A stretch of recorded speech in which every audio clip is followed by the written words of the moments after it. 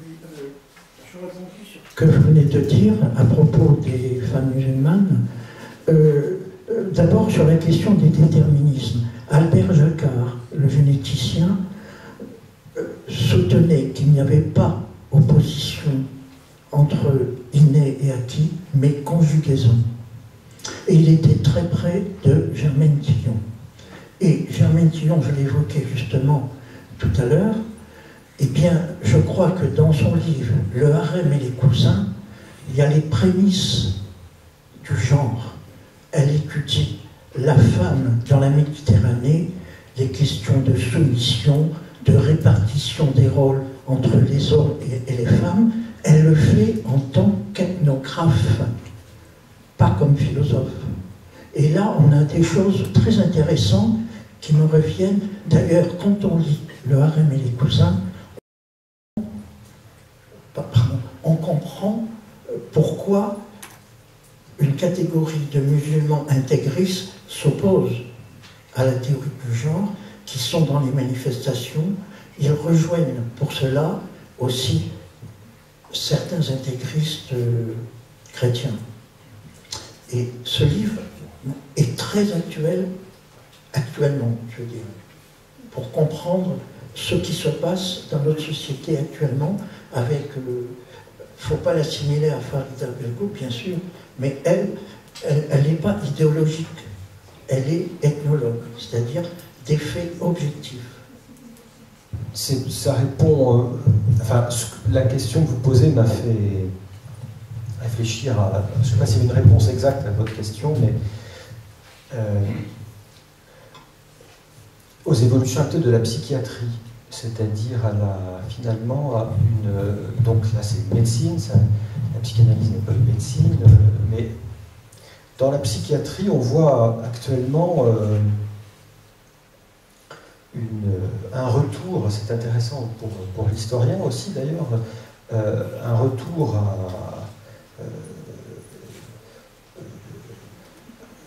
dans les années 60, enfin à la fin des années 60, la neurologie s'est séparée de la psychiatrie. Bon, et puis à peu près tous les psychiatres étaient devenus psychanalystes. Actuellement, la psychiatrie repart du côté de la neurologie, repart du côté de la biologie, et les jeunes psychiatres se forment beaucoup plus en chimie des passions, oui, en biologie, en protocole médicamenteux, même si même si les médicaments psychotropes arrivent actuellement à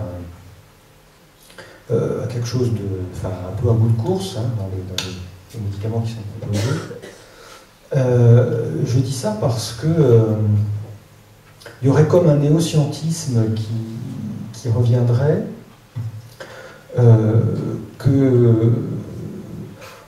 qu'on peut mettre en connexion avec, du côté de la théologie, avec certaines tendances sur ce qu'on appelle le créationnisme, hein, c'est-à-dire voilà, c'est-à-dire une alliance assez bizarre entre la science et la croyance religieuse, pour par exemple donner une chronologie exacte et parfaitement positiviste des faits, enfin de la création, voilà. Ça laisse peu de place à la foi, tout ça. Ça laisse peu de place à l'histoire, je crois, aussi au développement historique d'un sujet, d'une personne, diraient les chrétiens, plutôt qu'un sujet, une personne qui essaie de faire ce qu'il peut pour tracer un itinéraire vers Dieu, etc. Ça laisse peu de place et pour l'histoire et pour la foi, je crois, mais beaucoup plus pour une... c'est la question sur l'inné. Hein. C'est comme finalement, c'est la question aussi du gène introuvable de l'homosexualité. Hein. Donc tous les 5 ans, là il y a eu encore tous les 5 ans, ça y est, on a trouvé. Hein, pourquoi ils deviennent comme ça, etc. Voilà. Et alors, parce que ça touche aussi, moi je le vois par exemple dans les séminaires, dans les instituts religieux, à l'enseignement de la théologie dans les séminaires, on fait moins d'histoire. C'est-à-dire, hein, par exemple, sur la liturgie, on enseigne moins l'histoire de la liturgie. C'est-à-dire, on enseigne moins ce qui qui va être les discontinuités, etc., pour montrer que, ah ben non, telle ou telle liturgie s'est mise en place seulement après la Seconde Guerre mondiale, etc. Donc on va proposer aussi la liturgie de toujours, hein, parce qu'on veut les séquences historiques, les discontinuités, qu'on pense toujours d'ailleurs en fonction de continuité, enfin, on va pas trop les enseigner, etc. Parce que la peur qui est par derrière, l'angoisse qui est par derrière, c'est qu'on arrive sur un terrain mouvant, hein, donc un terrain relatif. Et qui dit un terrain relatif, ça va vite être un terrain relativiste, etc. Donc c'est des mouvements qu'on observe, qu'on peut mettre en connexion, enfin, y compris dans l'enseignement, dans les séminaires,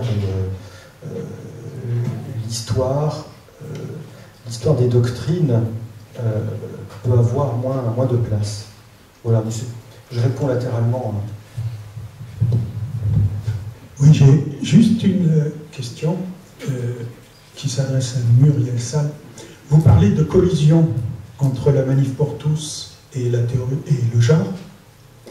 Moi, j'aurais tendance, je trouve que vous êtes gentil sur ce sujet-là, parce que moi, j'aurais tendance à dire qu'au bout d'un certain temps, la Manif pour tous avait besoin de perdurer et de continuer à exister, et que le sujet du genre s'est tombé comme du pain béni pour continuer, ce que vous avez dit, hein, à maintenir l'angoisse autour de la famille, hein, et autour des éventuelles attaques de la famille qui avaient été déjà pas mal manipulées par la Manif pour tous.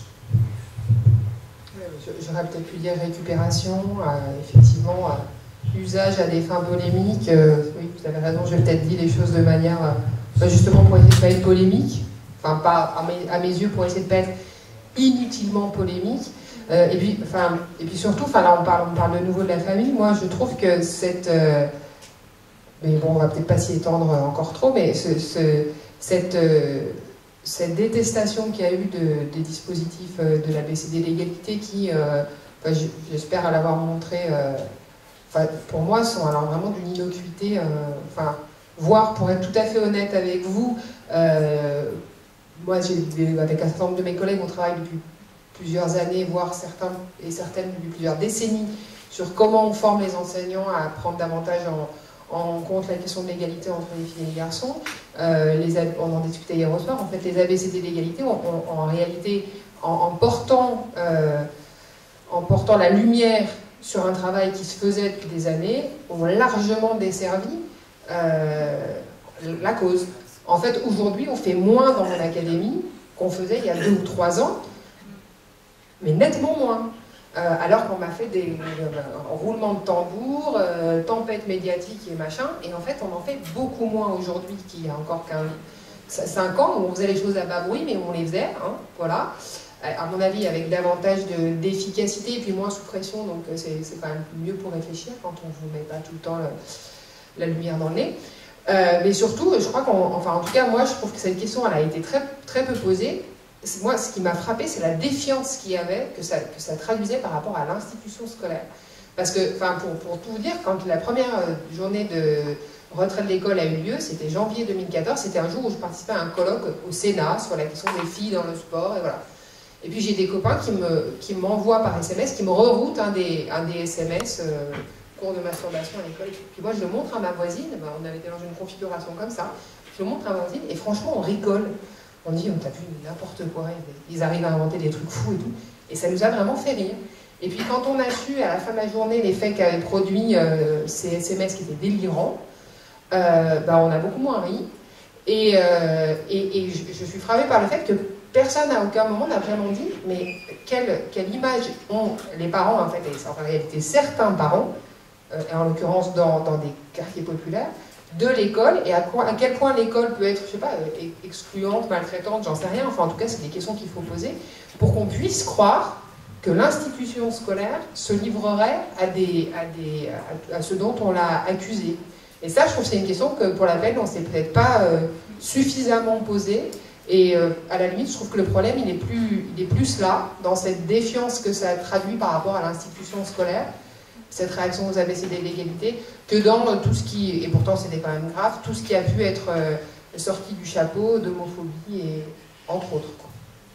Alors, il y a plusieurs questions qui renvoient à la place des femmes et qui font le lien entre l'opposition aux études de genre et la crainte de voir les femmes peut-être prendre une autre place que celle qui leur est assignée. Alors ça vaut pour l'institution ecclésiale, mais on peut aussi élargir la question à la place des femmes dans l'entreprise, etc. Et est-ce que cet aspect-là est dans les oppositions aux études de genre est plus ou moins évoqué explicitement, implicitement? En fait, je suis pas sûre de savoir ce que c'est que la place des femmes. Non, mais c'est vrai, vraiment, c'est pas pour faire du mauvais esprit. Ni même d'ailleurs, je suis pas du tout sûre de savoir ce que c'est que la place qui leur est assignée. Parce que, quand, comment, par qui... Vous avez des structures, par exemple, prenons la structure de l'Église catholique, où vous avez un rôle vous avez une séparation entre laïcs et clercs, vous avez une séparation des rôles entre hommes et femmes, et c'est en cela qu'il y a un rôle qui leur est assigné dans une institution comme celle de l'Église. Voilà, pareil, pour prendre cet exemple-là.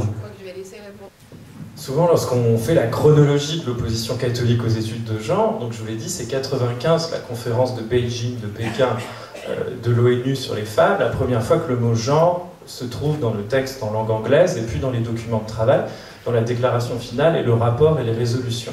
C'est la première fois que l'annonciature apostolique réagit en disant c'est pas bien qu'on réfléchisse trop aux rôles sociaux qui ont été définis sur le temps long et qui après tout sont les bons. Quand on y réfléchit chronologiquement, et ça rejoint ce que vous dites, 93, c'est la décision du synode d'Angleterre de commencer à envoyer au séminaire des femmes en vue de l'ordination presbytérale. 94, c'est les premières ordinations de femmes prêtres dans l'église anglicane. Une petite église, hein, pas beaucoup des millions de fidèles, mais choc symbolique important pour le Vatican. Jean-Paul II va réagir tout de suite en publiant un texte rappelant l'impossibilité dans la théologie catholique et le dépôt de la foi d'ordonner des femmes prêtres dans la tradition catholique. Et 95, l'ennemi qui devient le genre est bien pointé sur le fait que le genre donne à penser qu'il y a une variabilité des rôles sociaux et que certains rôles sociaux culturellement construits, c'est vrai que prêtre, quand on sait comment c'est organisé dans l'histoire de l'Église, la hiérarchie sacerdotale et épiscopale et l'ordre, ce qu'on appelle en latin l'ordo, on voit bien que derrière, c'est fort possible que ça questionne le clergé catholique derrière. Donc moi, je pense que oui, vous avez raison.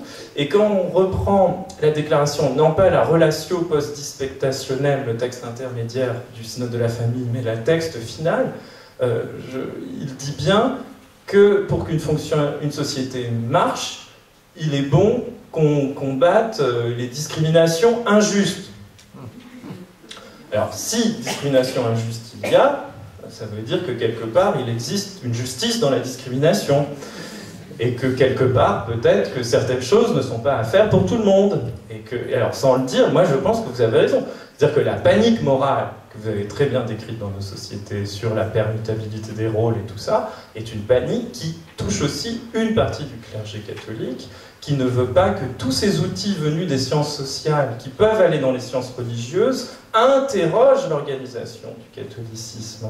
Et donc du coup, on préfère approfondir la théologie de la différence, de la binarité des rôles, de Marie, la vocation religieuse particulière pour les femmes, la voie d'exception pour les femmes et la voie d'exception pour les hommes, qui est le sacerdoce, plutôt que de commencer à dire « Ah, ben, peut-être que être prêtre, c'est comme d'autres professions, c'est comme être médecin, c'était pendant longtemps un privilège masculin. » Moi, ça me semble juste le dire en ce qui concerne le catholicisme actuel. Néanmoins, quand on reprend tous les textes, ça apparaît peu directement, c'est pour ça. Mais vous avez sûrement raison. Cela dit, je pense que l'Église catholique n'a pas besoin, dans un pays comme la France, d'avoir très peur des mouvements qui soutiennent l'ordination des femmes ou le changement des ministères, parce qu'ils sont peu audibles et ils ont peu d'audience, même dans les communautés chrétiennes. Donc, pas besoin de beaucoup le combattre, parce que il n'est pas pas très virulent dans notre pays. On n'est pas comme aux États-Unis ou dans les pays anglo-saxons, hein, en ce qui concerne les catholiques. J'ai envie d'ajouter quelque chose. En entendant Anthony, je pensais au nouveau pontificat. Et je pense que le nouveau pontificat va inquiéter. Inquiète déjà. Hein, on est d'accord parce qu'il y a... Enfin, je ne sais pas si on est d'accord, hein, mais je veux dire, il y a...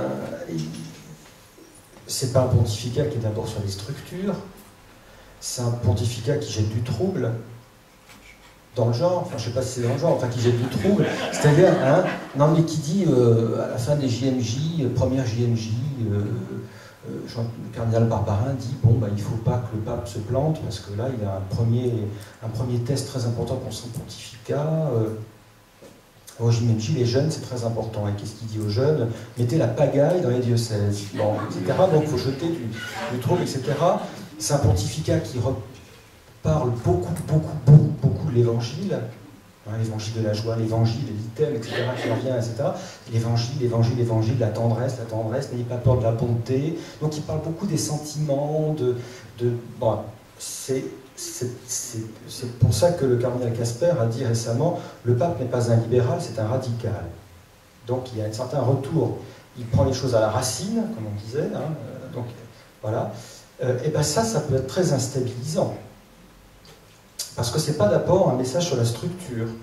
Alors, la structure, elle est, si on lit bien François ou si on l'écoute bien, elle est très souvent discutée, hein, y compris la structure cléricale. Structure cléricale, j'ai des confrères prêtres qui me disent de temps en temps on en prend plein les mirettes, hein, c'est-à-dire voilà, vous êtes prêtre, c'est pas gagné, c'est-à-dire c'est pas gagné, c'est pas d'abord un pouvoir, une potestas, vous dirigez un peuple, non, le pasteur il est en amont du peuple, au sein du peuple, devant le peuple, hein, donc c'est une tâche pastorale, c'est ça. Bon, alors je pense que pour une partie du clergé, forcément dans l'Église catholique, masculin, célibataire, ce message-là peut être un peu instabilisant. Il y a une toute petite chose qui a été, c'est une toute petite chose, mais c'est très important, que le pape a décidé il y a quelques jours, hein, c'est abrogeant des décrets plus anciens d'un seul coup, comme font les papes. Hein, c'est très intéressant d'ailleurs, ça, le jeu entre continuité et rupture, c'est d'autoriser le clergé oriental, les rites orientaux, donc un clergé marié, à pouvoir, étant donné la diaspora due à la situation des guerres, enfin les discriminations, les persécutions du Moyen-Orient, de pouvoir célébrer, et même chez nous, et donc même à des évêques de ce rite-là, d'ordonner chez nous. Nous qui avons un clergé célibataire. Hein, c'est une décision qui, on n'a pas beaucoup parlé, mais qui est très importante, parce que dans les années précédentes, c'est ce qui n'avait été pas possible. Hein, Jean-Paul II, en France, dans le diocèse de Paris, le cardinal Lustiger ne le permettait pas, etc. Et c'est intéressant parce que c'est une décision qui va faire probablement un petit peu de vague, un petit peu de pagaille, parce qu'en plus, elle touche la question du célibat. Suite au synode, on a parlé du mariage, des divorcés en mariage, etc. Donc c'est une décision c'est une décision qui peut être présentée comme pas forcément rassurante pour une certaine vision de l'Église. Par ailleurs, dans le vieux concept catholique de la loi naturelle, donc ce qui est censé ne jamais changer, il y a tout de même. Alors c'est très difficile de savoir ce qu'on met dans ce contenu-là, c'est un peu comme le genre, mais même chez saint Thomas, je veux dire, il y a toujours une partie variable de la loi naturelle, il y a toujours une partie variable de la variable. Alors c'est pas facile de déterminer de quoi il s'agit, mais voilà, la loi naturelle, ça n'est pas la loi de la biologie en l'occurrence, la loi naturelle, c'est la loi voilà, c'est pas uniquement les lois de la nature.